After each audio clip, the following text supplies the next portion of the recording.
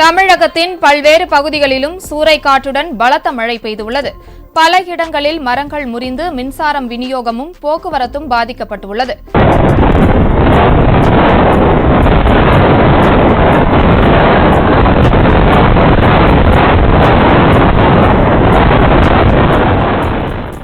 நெல்லை, கோவை மாவட்டங்களில் சில பகுதிகளில் ஆலம் கட்டி மழை பெய்துள்ளது. தேனி மற்றும் அதன் சுற்றுவட்டார பகுதிகளான அள்ளிநகரம், பங்களாமேடு, வடபுதுப்பட்டி உள்ளிட்ட பகுதிகளில் 2 மணி நேரம் கனமழை வெளுத்து வாங்கியது. வெப்பம் தணிந்து குளிர்ச்சியான சூழல் நிலவியதால் பொதுமக்கள் மகிழ்ச்சி அடைந்தனர்.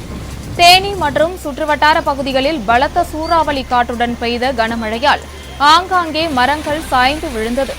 மின் கம்பிகளின் மீதும் மரங்கள் விழுந்ததால் பல்வேறு இடங்களில் மின்சாரம் துண்டிக்கப்பட்டது.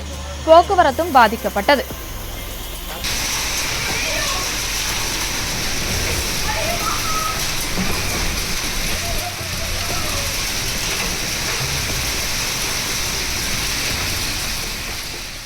கொடைக்கானல் மலைப்பகுதியில் பெய்த கனமழை காரணமாக வத்தலக்குண்டு பிரதான சாலையில் மச்சூர் அருகே ராட்சத மரம் ஒன்று பெயர்ந்து விழுந்தது.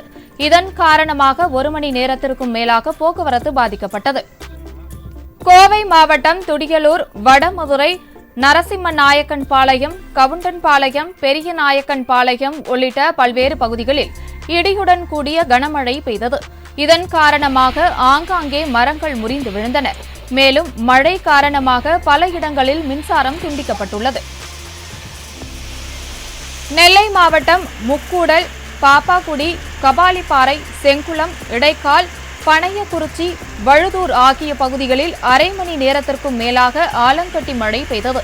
இதனால் விவசாயிகள் மற்றும் பொதுமக்கள் வெயிலின் தாக்கத்திலிருந்து விடுபட்டனர்.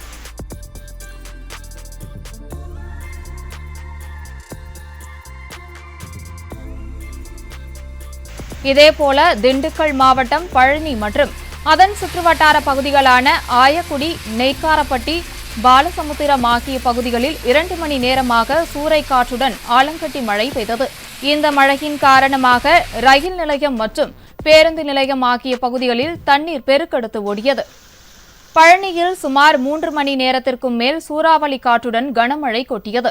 இதனால் மலைக்கோவிலை சுற்றியிருந்த மழைநீர் அனைத்தும் படிப்பாதை வழியாக அருவி போல் கொட்டியபடி வழிந்தது. இந்த காட்சியை பலரும் செல்போனில் வீடியோ எடுத்து சமூக வலைதளங்களில் பதிவு செய்தனர்.